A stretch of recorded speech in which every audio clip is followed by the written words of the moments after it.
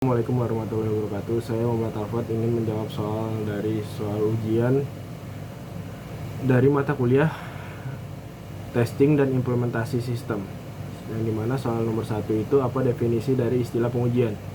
Pengujian merupakan proses untuk mengecek apakah suatu perangkat lunak yang dihasilkan sudah dapat dijalankan sesuai dengan standar tertentu. Yang nomor 2 itu terdapat dua hal utama yang dilakukan dalam pengujian, sebutkan dan jelaskan. Yang pertama itu ada verifikasi. Verifikasi itu adalah proses pengevaluasi suatu sistem atau komponen untuk menentukan apakah suatu produk yang diselesaikan setelah fase pengembangan memenuhi kondisi seperti yang telah ditetapkan pada awal pengembangan atau saat menentukan spesifikasi perangkat lunak. Yang kedua itu ada validasi. Proses mengevaluasi suatu sistem atau komponen pada akhir atau selama masa pengembangan untuk menentukan apakah produk yang dihasilkan telah memenuhi kebutuhan dan persyaratan tertentu yang diminta oleh user. Yang nomor 3 itu ada tipe-tipe pengembangan. Apa aja? Yang nomor 1 ada metode System Development Life Cycle atau SDLC. Yaitu metode ini adalah metode pengembangan sistem informasi yang pertama kali digunakan, makanya disebut dengan metode tradisional. Metode ini prototipe adalah tahapan-tahapan pekerjaan yang dilakukan oleh analisis sistem dan programmer dalam membangun sistem informasi. Yang kedua itu ada mode waterfall. Sering juga disebut mode sequential linear. Metode pengembangan sistem yang paling tua dan yang paling sederhana, cocok untuk pengembangan perangkat lunak dan spesifikasi yang tidak berubah-ubah.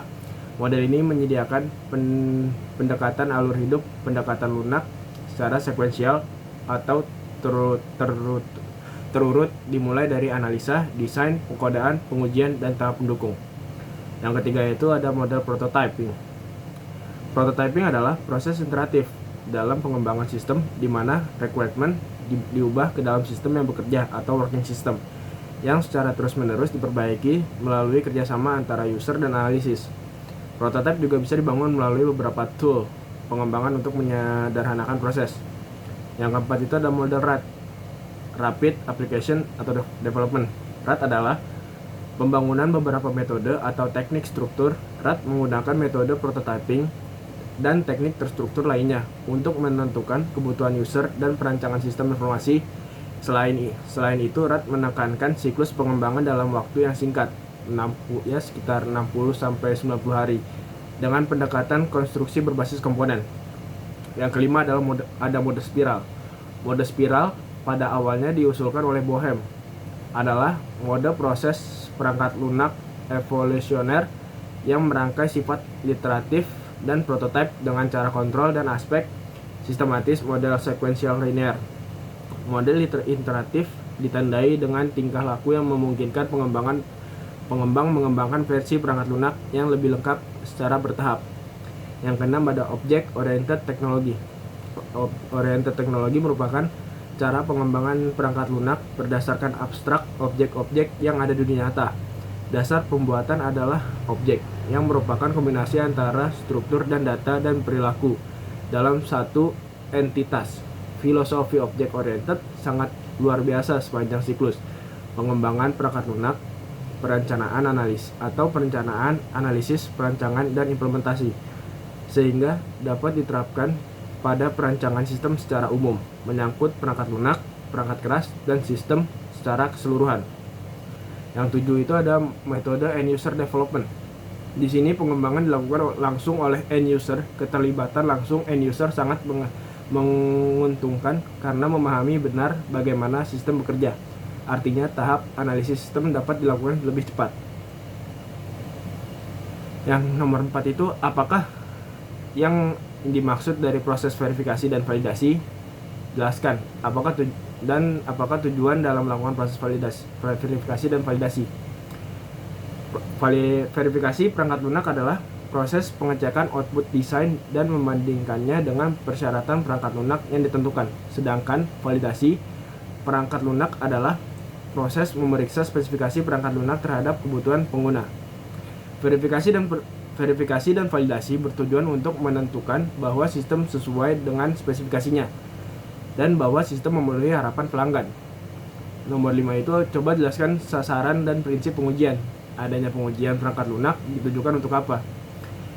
Pengujian perangkat lunak dilakukan dengan sasaran sebagai berikut.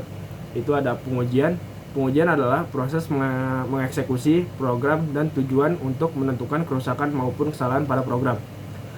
Yang kedua itu ada kasus atau skenario uji. Untuk uji yang baik adalah yang mempunyai tingkat kemungkinan tinggi untuk menemukan kerusakan yang belum ditemukan.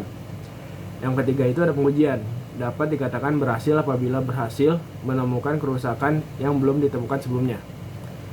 Ditunjukkan untuk apa? Ditunjukkan untuk memastikan bahwa software yang dihasilkan sesuai dengan kebutuhan atau requirement yang sebelumnya ditentukan. Nomor 6, ketika akan melakukan pengujian terdapat beberapa langkah yang harus diperhatikan. Sebutkan langkah-langkah tersebut. Itu langkah-langkahnya ada 4. Kualitas, mencegah perambatan cacat, menggunakan alat, harus orang ahli. Yang pertama itu kualitas dari proses pengetesan menentukan kesuksesan pengujian. Yang kedua itu ada mencegah perambatan cacat dengan menguji pada siklus-siklus hidup perangkat lunak. Yang ketiga itu menggunakan alat pengujian atau testing tools. Yang keempat harus ada seorang ahli yang bertanggung jawab untuk memperbaiki proses pengujian. Nomor 7, sebutkan apa saja yang termasuk dalam faktor-faktor pengujian. Apa sajakah yang termasuk dalam tingkatan pengujian? Jelaskan dan berikan contohnya. Yang pertama itu ada reliability, menekankan bahwa aplikasi akan dilaksanakan dalam fungsi sesuai yang diminta dalam periode waktu tertentu. Contoh, menentukan toleransi dan desain kontrol dan integritas data.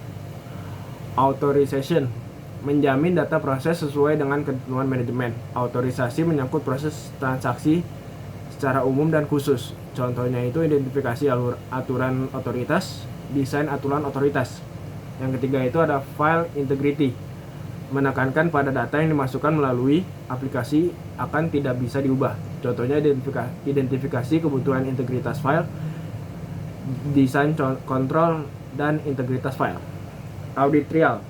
Yang keempat ada audit trial, menekankan pada kemampuan untuk mendukung proses yang terjadi. Contohnya itu ada identifikasi kebutuhan rekonstruksi, desain audit trial.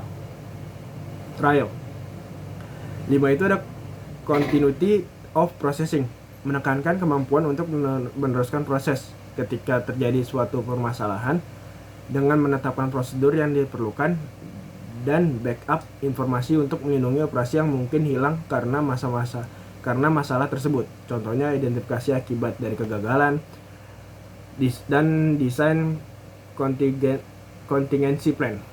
Yang keenam itu ada service levels, menekankan bahwa hasil yang diinginkan didapat dalam waktu yang diinginkan oleh user. Contohnya identifikasi tingkat layanan yang diinginkan dan desain metode untuk mencapai tingkat layanan. Yang ketujuh ada access control, menekankan sumber daya sistem harus dilindungi dari kemungkinan modifikasi, pengerusakan, penyalahgunaan, dan prosedur keamanan harus dijalankan secara penuh untuk menjamin integritas data dan program aplikasi. Contohnya itu identifikasi hak akses dan desain prosedur akses. Yang ke-8 itu adalah metodologi, menekankan bahwa aplikasi dirancang sesuai dengan strategi, kebijaksanaan, prosedur dan standar. Contohnya itu penyesuaian kebutuhan dengan metodologi dan penyesuaian desain dengan metodologi. Yang ke-9 itu ada correctness, menjamin pada data yang dimasukkan, proses dan output yang dihasilkan dari aplikasi harus akurat dan lengkap. Contohnya identifikasi spesifikasi fungsional dan penyesuaian desain dengan requirement. Yang ke-10 ada ease to use, menekankan perluasan usaha yang diminta untuk belajar, mengoperasikan dan menyiapkan inputan dan menginterpretasikan output dari sistem. Contohnya identifikasi spesifikasi kegunaan dan desain penggunaan fasilitas. Yang ke-11 itu ada maintainable, usaha yang diminta untuk mengalokasi dan memperbaiki suatu error dalam mengoperasikan sistem.